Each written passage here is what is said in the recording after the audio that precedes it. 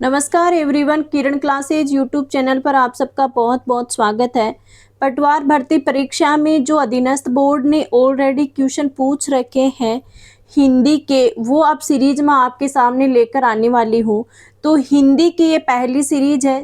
पटवार भर्ती परीक्षा में जीके पीवाईक्यू सॉल्यूशन सीरीज है, वो हम ऑलरेडी कर चुके हैं।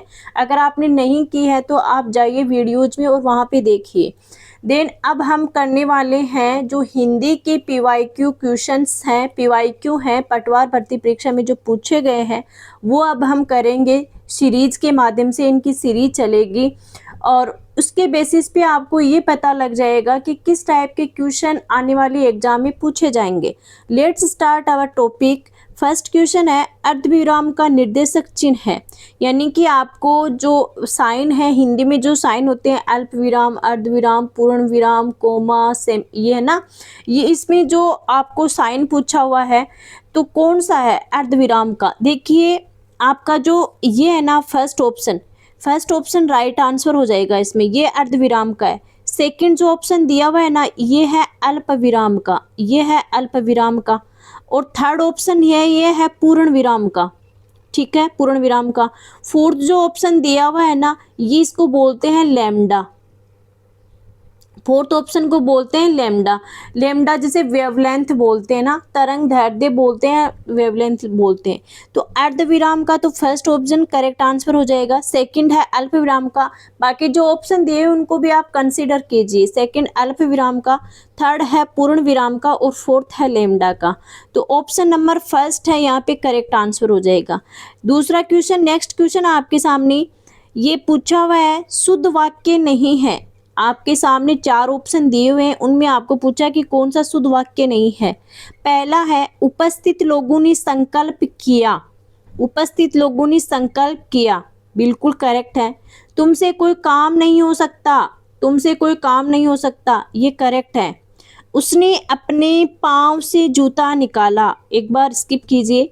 आज गाने का खूब रंग जमा, आज गाने का खूब रंग जमा। देखिए ये टॉपिक आपको बहुत अच्छी तरीके से क्लियर करना होता है, वरना आप बहुत कंफ्यूज हो सकते हो।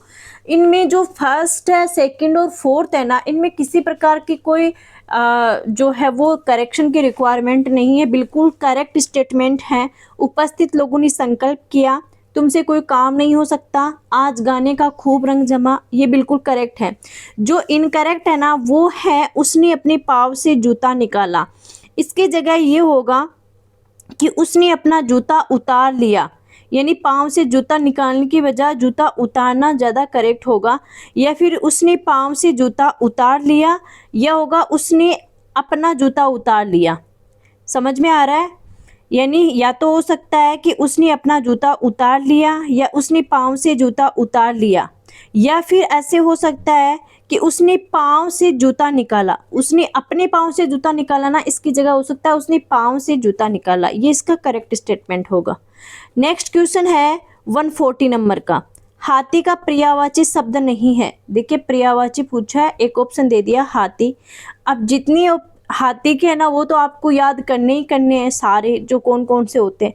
आपके सामने चार ऑप्शन दिया हुआ है। करी, करी देखो छोटी री की छोटी मात्रा है। करी, नाग और मतंग। मतंग जो मन से ऐसे हाथियां धीरे धीरे धीमे धीमे डोलता है ना, तो उसी के बेसिस पे मतंग शब्द लिया हुआ है। तो करी, नाग और मतंग। नाग को ये मत समझना कि नाग सर्प का होता है, नाग हाथी का भी पर्यायवाची होता है। करी, नाग और मतंग, ये तीनों हाथी के पर्यायवाची हैं। करी, नाग और मतंग। जो पुंडरीक है ना, पुंडरीक है कमल का पर्यायवाची। तो आपके सामने जो ऑप्शन नंबर 4 है ना, वो करेक्ट आंसर हो जाएगा। यहाँ पे हाथी का पर्यायवाची करी है, नाग है, मतंग है, तीनों है। जो नहीं है वो पुंडरीक है, क्योंकि पुंडरीक कमल का पर्यायवाची है। ठीक है। नेक्स्ट क्वेश्चन है आपके सामने, प्रकंपित ध्वनि 141 में पूछा है, प्रकंपित ध्वनि है। अब सबसे पहले आपको ये पता होना चाहिए कि प्रकंपित ध्वनि कौन सी होती है। जिसका उच्चारण करते समय जीभ में कंपन पैदा होना, तो वो प्रकंपित ध्वनि कहलाती है।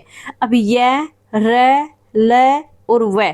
अब देखिए जीभ में कंपन कौन से शब्द, कौन से जो है वर्ण में हो रहा है। य में हो रहा है, र में हो रहा है, ल में हो रहा है या व में हो रहा है।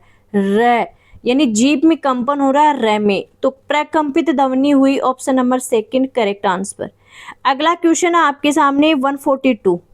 142 का है सट धन आनन शब्द की संधि क्या होगी? सट धन आनन, सट धन आनन, देखिए यहाँ पे व्यंजन शब्द व्यंजन संधि है, तो सट धन आनन का जो संधि होगी ना, सडानन, सटानन, सडानन, थोड़ा ऊपर कर लेती हूँ, सडानन और सडानन। देखिए इस सडानन और इस सडानन में डिफरेंस है, इसमें डा है, इसमें डा है, ठीक है, यानी यहाँ पे डा है और यहाँ पे डा है, ठीक है, यहाँ टा है और यहाँ डा हलंत है, यानी जो है आधा है, ठीक है, इसमें स्वर नहीं है ड में। ओके, अब आपको क्या पूछा है कि इसका संधि क्या होगा? संधि इसका करेक्ट आंसर हो जाएगा आपके सामने सडानन। सडानन, जो सडानन में आपको अगर समास भी पूछ ली जाए ना, तो समास होगा बहुब्रीहि समास, क्योंकि सडानन है ना, जो शिव के पुत्र है ना कार्तिकेय, उनके लिए यूज में लिया हुआ है सडानन, शिव के पुत्र कार्तिक के लिए। तो तीसरा अर्थ निकल रहा है, तो बहुब्रीहि समास हो जाएगा। और सट धन आनन, सडानन का संधि विच्छेद क्या होगा? सट धन आनन। नेक्स्ट क्वेश्चन पे चलते हैं, देशज शब्द है, ठीक है, 43 नंबर का क्वेश्चन। देशज शब्द नहीं है, देखो यहाँ पे पूछा है कि देशज शब्द नहीं है, नहीं है पूछा है, ठीक है। तेंदुआ, हड्डी, धड़ाम और ठेस। देखिए ये क्वेश्चन है ना, इसमें क्वेश्चन में ये जो अधीनस्थ बोर्ड है उसने डिलीट किया था ये वाला क्वेश्चन, क्योंकि यहाँ पे पूछा देशज शब्द नहीं है, जबकि ये चार ऑप्शन दिए हुए, तेंदुआ, हड्डी, धड़ाम और ठेस, ये चारों ही देशज है, ये भी देशज है, ये भी है, ये भी है, ये तेंदुआ आप लन कर लीजिए, तेंदुआ, हड्डी, धड़ाम और ठेस, ये चारों देशज शब्द हैं, तो ये डिलीट किया गया था ये क्वेश्चन। नेक्स्ट क्वेश्चन पे चलते हैं, विलोम शब्द युग्म सही नहीं, विलोम शब्द युग्म नहीं है, मतलब आपको विलोम शब्द दिए हुए हैं, ठीक है, और आपको बताना है कि कौन सा युग्म सही है और कौन सा नहीं है, ठीक है। मैं इसको ऊपर कर लेती हूँ।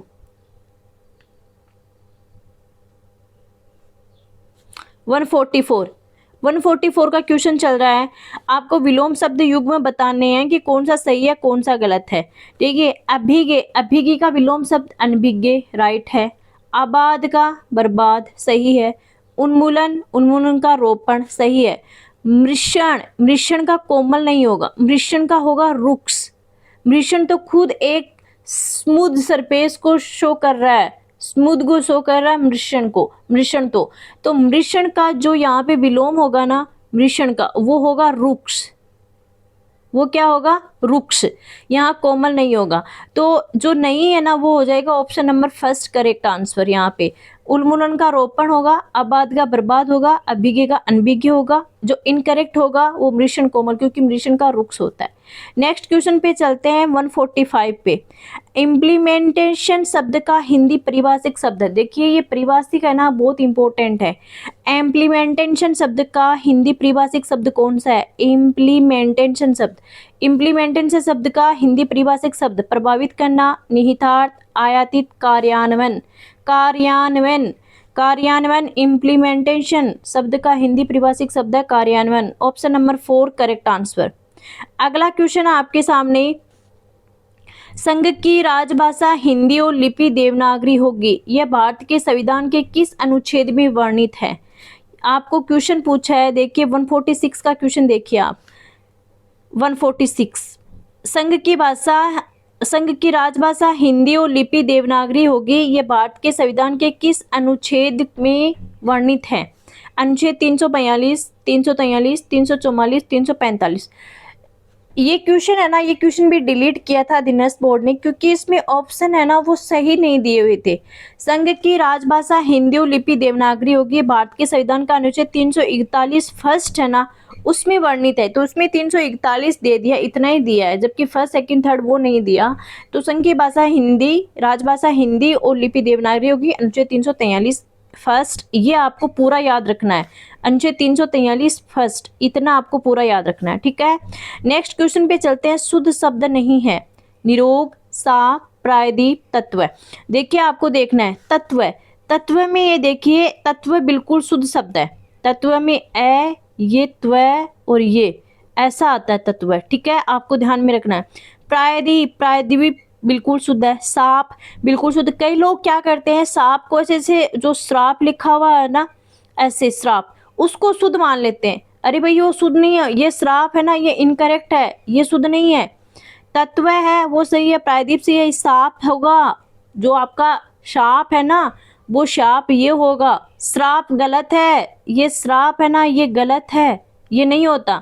निरोग, निरोग में देखिए नी बड़ी आती है, बड़ी मात्रा आती है निरोग में, निरोग है ना, तो ये 147 में फर्स्ट हो जाएगा। निरोग में छोटी मात्रा नहीं होती, बड़ी मात्रा आती है, निरोग ऐसे। तो शुद्ध शब्द नहीं है, ऑप्शन नंबर फर्स्ट ही यहाँ पे करेक्ट हो जाएगा। नेक्स्ट क्वेश्चन है आपके सामने, नीम का तत्सम रूप है निम्बक, निम्बिका, नींब और नींब। देखिए नीम का जो तत्सम रूप है ना वो होता है आपका नींब, नींब। छोटी नी की मात्रा आती है, ध्यान में रखना, बड़ी नी की नहीं आती। नींब होता है नीम का तत्सम रूप। नीम क्या है, नीम क्या, नीम तो खुद तद्भव रूप है, वो तत्सम है नींब। नेक्स्ट क्वेश्चन 149, 149 है, हाथी के पाँव में सबका पाँव लोकोक्ति का निकटतम अर्थ है। आपको चार ऑप्शन दिए हुए हैं, लोकोक्ति दी हुई है, हाथी के पाँव में सबका पाँव, किसी बड़े का भार बड़ा ही उठाता है, बड़े लोगों के साथ छोटों की भी गुजर हो जाती है, यदि किसी व्यक्ति का कोई कुटुंबी उन्नति करता है तो उसका भी नाम होता है, किसी काम को करने में बड़े आदमियों के असफल होने पर छोटा उसे करने को तैयार हो जाता है। तो हाथी के पाँव में सबका पाँव लोकोक्ति का अर्थ है कि बड़े लोगों के साथ छोटों की भी गुजर हो जाती है। Option number second correct answer. Next question है, अभिराम और अविराम युग्म का अर्थ है। अभिराम, अविराम का तो सबको पता है, अविराम बिना आराम के यानी लगातार। तो लगातार यहाँ पे देखिए एक ही ऑप्शन में है, यहाँ बिना रुके भी आप कंफ्यूज हो सकते हो, बिना रुके अविराम और लगातार, इनमें दोनों में आप कंफ्यूज हो सकते हो ना। तो अभिराम का देखिए, अभिराम का होता है सुंदर, अभिराम का होता है सुंदर, अविराम का होता है लगातार, अविराम का होता है लगातार, अविराम का होता है सुंदर। तो ऑप्शन नंबर फर्स्ट है करेक्ट आंसर हो जाएगा, अभिराम सुंदर, अविराम लगातार, option number first correct answer. Next question है, किसी शब्द में सभी व्यंजन स्वर युक्त है, यानी किस शब्द में जो सारे व्यंजन दिए हुए हैं ना वो स्वर युक्त है, ठीक है, ये आपको बताना है। अब देखिए प्रथा, प्रथा में नहीं है, प्रथा देखिए, प्रथा में अगर आप तोड़ के लिखोगे ना तो आधा पै रे ओ था, ये होगा प्रथा, ठीक है, ये होगा प्रथा। तो प्रथा में दो सभी व्यंजन, इसमें क्या पूछा है, सभी, जैसे पै व्यंजन, रे व्यंजन, था व्यंजन, वो स्वर युक्त है। अब देखिए इसमें तो स्वर कहाँ है, ये हलंत है तो स्वर हट गया इनसे, तो भाई पै हलंत है ना, तो स्वर हट गया, मतलब कि इसमें से ये तो स्वर युक्त व्यंजन नहीं है। इसी तरह से पार्थ, पा में भी पा तो है, रे है वो हलंत है, तो ये भी नहीं होगा। प्रीथा, प्रीथा में क्या होगा, री दिया हुआ है, तो री तो जैसे कि खुद एक स्वर है, ठीक है, और पै, पै क्या होगा, पै आधा होगा, तो इसमें भी स्वर व्यंजन युक्त स्वर नहीं है। पृथ्वी, पृथ्वी में भी पै क्या होगा, आधा होगा। तो ये है ना, ये क्वेश्चन डिलीट किया हुआ था, क्योंकि इसमें जो सारे शब्द है ना, सभी व्यंजन है ना वो स्वर युक्त नहीं है। जबकि पूछा कि स्वर युक्त क्या कौन सा है, तो है ही नहीं, तो कौन सा बताएं, तो डिलीट हो गया था। नेक्स्ट है, सर्वनाम का प्रकार नहीं है, पुरुषवाचक, निजवाचक, प्रश्नवाचक और गुणवाचक। अब आपको पूछा है कि सर्वनाम का प्रकार नहीं है।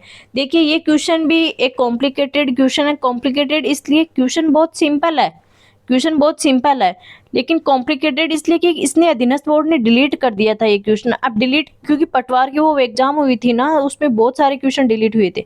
अब डिलीट क्यों किया ये पता नहीं, क्योंकि सर्वनाम के 6 प्रकार होते हैं, 3 तो ये दिए हुए हैं, पुरुषवाचक, निजवाचक, प्रश्नवाचक। एक होता है आपका निश्चय, निश्चयवाचक, एक होता है अनिश्चयवाचक, और एक होता है आपका संबंधवाचक, ठीक है।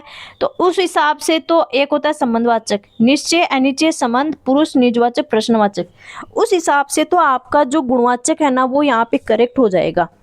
भाई पुरुषवाचक, निजवाचक, प्रश्नवाचक है ना, ये 3 है, पुरुषवाचक, निजवाचक, प्रश्नवाचक, निश्चयवाचक, अनिश्चयवाचक, संबंधवाचक, ये सर्वनाम के 6 प्रकार हो गए। तो उस हिसाब से तो आपका गुणवाचक है यहाँ पे राइट आंसर हो जाएगा।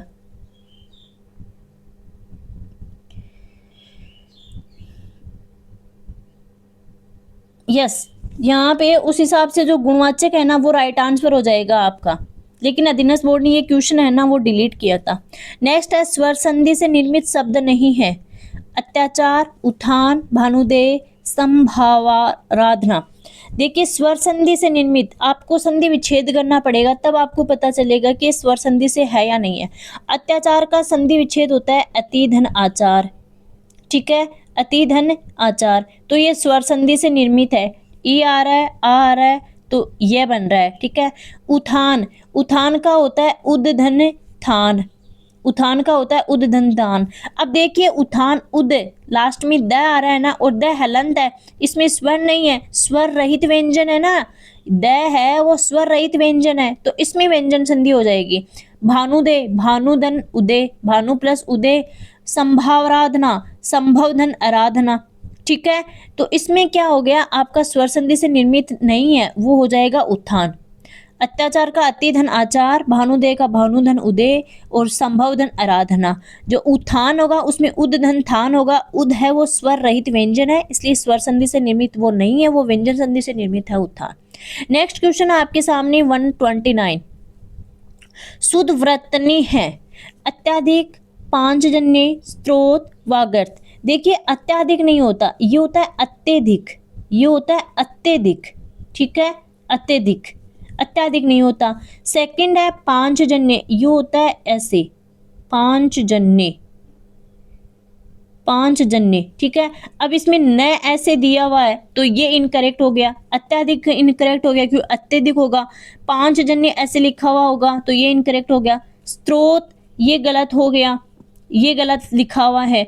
जबकि वागर्थ शुद्ध वर्तनी, एक्चुअल में हिंदी में देखा जाए ना तो स्रोत को शुद्ध वर्तनी नहीं होती, ये तो इंग्लिश का जो सोर्स है ना तो उसको घिसे पिटे करके हिंदी में वो स्रोत है वो कर लिया, जबकि स्रोत ऐसे लिखा जाता है, स्रोत है ना, ऐसे इस तरह से। जबकि वागर्थ, वागर्थ है वो करेक्ट आंसर हो जाएगा। वागर्थ वाणी और अर्थ, वागर्थ है यहाँ पे करेक्ट है, स्त्रोत गलत है क्योंकि स्रोत होगा। पांचजन्य में ये आएगा न कि न आएगा, अत्याजन्य में या नहीं आएगा, अत्यधिक आएगा, ठीक है। नेक्स्ट क्वेश्चन आपके सामने अपादान कारक युक्त वाक्यांश है। भस्म से आवर्त, मेघु से आच्छादित, पद से च्युत और कृष्ट से साधे। अपादान कारक से, देखिए अपादान होता है कर्ता ने कर्म को करण से संप्रदान के लिए अपादान से अलग होना, यानी किसी चीज से आप अलग हो जाओ, ठीक है, तो अलग हो जाना। पद से च्युत, पद से च्युत मतलब पद से अलग हो जाना, तो ऑप्शन नंबर थर्ड है वो करेक्ट होगा मेरे हिसाब से, बाकी आंसर के में क्वेश्चन डिलीट किया हुआ है। नेक्स्ट क्वेश्चन है कष्टापन सामासिक पद में समास है। तत्पुरुष, बहुव्रीहि, अव्ययभाव, उपक्रमधारय। तो कष्टापन सामासिक पद में समास होगा तत्पुरुष समास, कष्ट से आपन, है ना, तो ये होगा तत्पुरुष समास। जिस विकारी शब्द में संज्ञा की व्याप्ति मर्यादित होती है उसे क्या कहते हैं। अगला क्वेश्चन है कि जिस विकारी शब्द में संज्ञा की व्याप्ति मर्यादित होती है उसे क्या कहते हैं। अब ये देखिए सर्वनाम, कारक, क्रिया और विशेषण, यानी संज्ञा की व्याप्ति मर्यादित होती है जिस विकारी शब्द में उसे विशेषण कहते हैं। ना सर्वनाम कहेंगे, ना कारक कहेंगे, ना क्रिया कहेंगे, उसे कहेंगे विशेषण। Option number 4 correct answer. Next question आपके सामने कर, बैठ, चल आदि धातु प्रकार है। मूल धातु, यौगिक धातु, प्रेरणार्थक धातु या नाम धातु। तो कर, बैठ, चल है ना, ये सब मूल धातु हैं। मूल धातु कौन सी धातु होती है कि वे क्रिया शब्द जो किसी अन्य शब्द से नहीं बने होते हैं, जो स्वतंत्र रूप से क्रिया का अर्थ व्यक्त करते हैं, वो मूल धातु कहते हैं। तो कर, बैठ, चल ये सब मूल धातु हैं, ठीक है। नेक्स्ट है कसौटी शब्द है। कसौटी तत्सम, तद्भव, देशज और विदेशज। तो जो आपका कसौटी शब्द है ना वो तद्भव शब्द है। नेक्स्ट है स उपसर्ग से निर्मित शब्द नहीं है। सो उदाहरण, तो स धन उदाहरण हो जाएगा। सहानुभूति, नेक्स्ट है सोलास, स धन उल्लास हो जाएगा। और सहित, स धन हित हो जाएगा। तो इसमें आपको क्या करना है, ये देखिए आपको सहित है वो उसमें स उपसर्ग है, सोलास स धन उल्लास में स उपसर्ग है, सोदाहरण स धन उदाहरण में स उपसर्ग है। जिसमें नहीं है ना वो है सहानुभूति। ऑप्शन नंबर सेकंड है वो करेक्ट आंसर हो जाएगा। अगला क्वेश्चन है आपके सामने, मूल शब्द प्रत्यय की दृष्टि से सही विभाजन नहीं है। देखिए लुहार, लुहार में लोहा धन आर, लुहार में है लोहा धन आर। लोहा धन आर, मूल शब्द में प्रत्यय की दृष्टि से सही विभाजन नहीं है। लुहार लोहा धन आर ये सही है। महत्व महत धन त्व, देखिए ये महत है ना, महत्व ऐसे लिखा हुआ है, ये बहुत इंपॉर्टेंट है, आपको कंसिडर करना है। महत्व महत तय है ना, हलंत है, इसमें देखिए दो तय हैं, आधे आधे दो तय हैं महत्व में, आपका जो ऐसा लगा हुआ है ना महत्व है ना, तो ये आधा तय और ये आधा तय। महत धन त्व, कसेरा कासा धन एरा, घुमाओ घूम धन आव। तो यहाँ पे देखिए मूल शब्द है ना, यहाँ पर मूल शब्द लुहार है ना, लुहार में मूल शब्द लोहा है और आर प्रत्यय है। लुहार में मूल शब्द लोहा आर प्रत्यय सही है। महत्व में महत मूल शब्द है, त्व प्रत्यय सही है। घुमाओ में घूम मूल शब्द आव प्रत्यय, जबकि कसेरा है ना, कांसा कांसा ऐसा होगा, कांसा धन एरा, कांसा धन एरा है ना, कांसा ये चंद्र बिंदु है ना, ये नहीं आएगी कसेरा में, कसेरा में ये जो चंद्र बिंदु है ना ये नहीं आएगी, ऐसा होगा कांसा धन एरा। ठीक है, तो ये है ना, ये इनकरेक्ट हो गया। नेक्स्ट क्वेश्चन आपके सामने है 137 नंबर का क्वेश्चन। खे खाना मुहावरे का अर्थ है, खे है खाना, खाने का लालची होना, आसान समझना, बुरी दशा में रहना, अनुभवी चालाक होना। तो खे खाना मुहावरे का अर्थ है बुरी दशा में रहना। ऑप्शन नंबर ये 3 है वो करेक्ट आंसर हो जाएगा, बुरी दशा में रहना। आई होप ये सीरीज आपको पसंद आई होगी। अगर पसंद आई तो मेरी वीडियो को लाइक करना, शेयर करना, चैनल पर नए हो तो सब्सक्राइब कर लेना। कमेंट बॉक्स में मुझे सजेशन देना कि आपको किस प्रकार की PYQ सीरीज है वो चाहिए है, जिससे आप अपनी एग्जाम को फाइट कर सके। Bye everyone, take care.